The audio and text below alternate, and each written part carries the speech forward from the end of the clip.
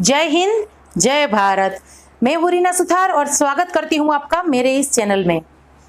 आज के इस वीडियो में हम बात करेंगे, देखिए जेसीओ रैंक के लिए कुछ वैकेंसीज निकली है, कौन से राज्य में है ये और किस तरीके से इसके लिए आवेदन करना है। इसका जो लेटर है आज की इस वीडियो में शेयर करूंगी। इसी के साथ देखिए एक और महत्वपूर्ण जानकारी जो जुड़ी है स्पर्श में माइग्रेटेड पेंशनर्स के साथ। नवंबर महीना आने वाला है, लाइफ सर्टिफिकेट सबमिट भी कराना है। ऐसे में बहुत सारे वेटरन्स हैं जिनको ये नहीं पता है कि इनका माइग्रेशन जो है वो स्पर्श में हो चुका है, तो वो अपना लाइफ सर्टिफिकेट कैसे सबमिट करेंगे। आज के इस वीडियो में इसके बारे में बात करेंगे, क्योंकि देखिए इसका सीधा असर जो है वो पेंशनर्स की पेंशन पे पड़ने वाला है। इसी के बारे में बात करेंगे और इसी के साथ देखिए वीडियो में आगे बढ़ते हुए हम बात करेंगे कि सेना में ये जो तनाव है, क्या इसको कम करने की कोई कोशिश नहीं होनी चाहिए, क्योंकि इस तनाव की बलि जो है वो हमारे मासूम और बेगुनाह हमारे जो जवान हैं वो इसकी बलि चढ़ रहे हैं। जम्मू में वो जो एक फायरिंग इंसिडेंट हुआ है उसके बारे में आपको पता चल ही गया होगा सोशल मीडिया के माध्यम से। आज के इस वीडियो में इसके बारे में बात करेंगे। तो आप सभी से निवेदन है कि काफ़ी महत्वपूर्ण रहने वाला है ये वीडियो, तो अंत तक जरूर देखिए और वीडियो पसंद आए तो लाइक और शेयर करना ना भूलिएगा। और मेरे चैनल पे नए हैं तो चैनल से जुड़ने के लिए चैनल को सब्सक्राइब कर दीजिएगा। इसी के साथ वीडियो में आगे बढ़ते हुए देखिए मैं सबसे पहले यहाँ पर बात करती हूँ कि जेसीओ रैंक के लिए जो वैकेंसीज निकली है वो वैकेंसी कौन से स्टेट में है, किसके लिए ये कौन इसके लिए अप्लाई कर सकता है, ये पूरा जो लेटर है ये मैं शेयर कर रही हूँ। तो देखिए अभी आप जैसे स्क्रीन पर देख पा रहे हैं, निर्देशालय सैनिक कल्याण एवं पुनर्वास देहरादून उत्तराखंड की तरफ से अक्टूबर 2023 यानी कि इसी अक्टूबर का ये लेटर है। और ये देखिए एक जानकारी है कुछ वैकेंसीज की। यहाँ पर 4 वैकेंसीज की बात की गई है और इसी के साथ साथ देखिए सैलरी कितनी होगी इसके बारे में, ग्रेड पे कितना होगा इसके बारे में यहाँ पर जानकारी दी गई है। इसी के साथ साथ देखिए कौन इसके लिए अप्लाई कर सकते हैं। अगर इसकी बात करूँ तो सेना में देखिए आर्मी हो, चाहे नेवी हो, चाहे एयरफोर्स हो, इनमें जो कुछ रैंक है जैसे कि सूबेदार, सूबेदार मेजर, ऑनरी लेफ्टिनेंट और ऑनरी कैप्टन रैंक या इनके समकक्ष जो रैंक है वो इसके लिए आवेदन कर सकते हैं। और इसी के साथ साथ यहाँ पर यह भी बताया गया है कि कंप्यूटर आना बहुत जरूरी है, यानी कि कंप्यूटर का ज्ञान जरूरी है। इसी के साथ इसके बाद देखिए यहाँ पर यह भी कहा गया है कि जिला सैनिक कल्याण कार्यालय में जो ये एडवर्टाइज आई है इससे पहले आपका पंजीकरण वहां पर हुआ होना चाहिए, यानी जिसको भी आवेदन देना है उसका आई कार्ड, जो एक भूतपूर्व सैनिक का आई कार्ड बनता है वो बना हुआ होना चाहिए। इसके बाद जब ये एड आई है इसके बाद आप एप्लीकेशन नहीं दे सकते हैं। इसके बाद देखिए एज लिमिट अगर की बात करूं तो 57 ईयर्स यहाँ पर एज लिमिट है। और यहाँ पर यह भी कहा गया है कि उत्तराखंड का मूल निवासी होना जरूरी है उस वेटरन्स को जो इसके लिए अप्लाई करता है। इसके बाद शारीरिक स्वच्छता के लिए देखिए सेप 1 होना जरूरी है और दक्षता के लिए जैसे कि मैंने कहा कि उत्तराखंड का होना जरूरी है। इसी के साथ साथ कंप्यूटर का ज्ञान भी अनिवार्य है।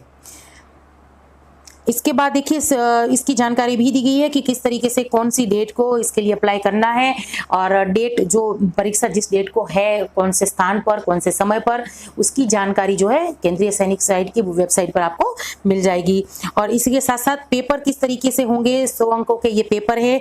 इसमें सेना से संबंधित प्रश्न पूछे जाएंगे, सैनिक कल्याण विभाग से संबंधित प्रश्न पूछे जाएंगे और सामान्य ज्ञान से संबंधित प्रश्न पूछे जाएंगे। इसी के साथ डॉक्यूमेंट्स क्या देने हैं, देखिए डिस्चार्ज बुक और जिला सैनिक कल्याण का जो एक पहचान पत्र यानी आई कार्ड, इसके साथ जिला सैनिक कल्याण कार्यालय द्वारा जारी सेवा योजन पंजीकरण पत्र, मूल निवास प्रमाण पत्र और इसके बाद कुछ आपके जो डॉक्यूमेंट्स हैं उसकी जानकारी यहाँ पर मांगी गई है, तो वो आपको देने हैं।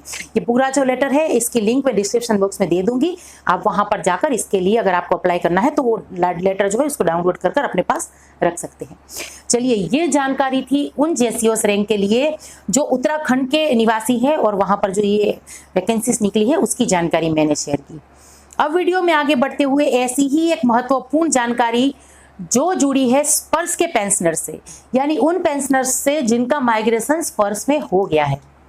देखिए नवंबर आने वाला है, अभी ये क्या देखने के लिए मिला है कि बहुत सारे लोगों का माइग्रेशन स्पर्श में हो गया है, इसके बाद भी उनको स्पर्श टीम की तरफ से या बैंक की तरफ से कोई मैसेज नहीं आया है। उनको ये पता ही नहीं है कि उनका माइग्रेशन जो है वो स्पर्श में हो गया है। ऐसे में वो निश्चिंत बैठे हैं। अब वो क्या करेंगे, नवंबर में लाइफ सर्टिफिकेट सबमिट कराएंगे और अगर गलती से सही तरीके से लाइफ सर्टिफिकेट सबमिट नहीं कराया तो उनकी पेंशन बंद हो जाएगी। एक दो बातें काफ़ी जो महत्वपूर्ण है वो मैं यहाँ पर जरूर से याद दिलाना चाहूँगी, क्योंकि देखिए 1 साल पहले जब नवंबर से पहले नवंबर 2022 से पहले ये लाइफ सर्टिफिकेट सबमिट कराने को लेकर जो पेंशनर्स परेशान हो रहे थे, तभी भी पीसीडीए की तरफ से ये कहा गया था कि भले ही आपका माइग्रेशन स्पर्श में हो गया है, लेकिन फिर भी आप बैंक में जाकर लाइफ सर्टिफिकेट सबमिट करा सकते हैं। एसबीआई का तो लेटर मैंने शेयर किया ही था कि पीसीडी और एसबीआई का एक करार हुआ है, लेकिन इसी के साथ साथ अगर पीएनबी से पेंशन ले रहे हैं या कहीं कोई दूसरी बैंक से ले रहे हैं, वो आपको मना नहीं कर सकता है। वो आपको ये नहीं कह सकता है कि आपका पेंशन जो है वो स्पर्श क्रेडिट कर रही है, इसीलिए आपका लाइफ सर्टिफिकेट हम सबमिट नहीं करेंगे। वो बैंक आपको मना नहीं कर सकती है। तो इस चीज़ का ध्यान रखिएगा, ये जानकारी आप सभी को होनी बहुत ज़रूरी है। इसी के साथ देखिए, जब आप लाइफ सर्टिफिकेट सबमिट कराने जाते हैं नवंबर में या कभी भी, अभी अगर आपको पता चल जाता है कि आपका माइग्रेशन हो गया है और आप स्पर्श में लाइफ सर्टिफिकेट सबमिट कराने जाते हैं, तो ईपीपीओ या स्पर्श पीपीओ के माध्यम से लाइफ सर्टिफिकेट सबमिट कराइए। ये मैं उनके लिए कह रही हूँ जिनका माइग्रेशन स्पर्श में हो गया है, ऐसे वेटरन्स या फैमिली पेंशनर्स के लिए। और इसी के साथ साथ उन क्लर्क को जो बैंक में बैठे हैं उनको ये भी बताइए कि हमें स्पर्श पीसीडीए में अपना लाइफ सर्टिफिकेट सबमिट करना है। कहीं ये ना हो कि बैंक के उस कर्मचारी को पता ना हो और आपका जो लाइफ सर्टिफिकेट है वो बैंक में ही सबमिट हो जाए।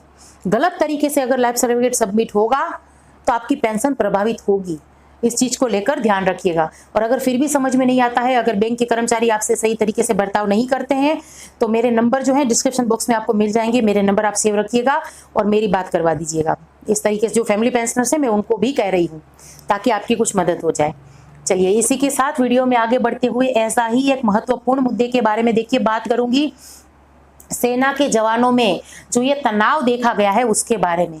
देखिए, जम्मू के राजौरी में जिस तरीके से ये फायरिंग हुई है और उसमें सेना के एक अधिकारी ने अपने कुछ भाइयों पे हमला किया है, अपने कुछ साथियों पे हमला किया है, ये काफ़ी दुर्भाग्यपूर्ण है। ऐसे में आप समझ सकते हैं कि देखिए क्या काम का दबाव हो सकता है, कोई दूसरा दबाव हो सकता है। आप ये चीज़ समझ सकते हैं कि इसकी वजह से, तो देखिए इस तरीके के मानसिक दबाव की वजह से जो हमारे देश के जवानों की हत्या हो रही है, जो उनका निधन हो रहा है, ये काफ़ी दुर्भाग्यपूर्ण है। और इसको लेकर माननीय रक्षा मंत्री जी को जरूर से कुछ कदम उठाने चाहिए और इस मानसिक तनाव को कम करने के प्रयास होने चाहिए।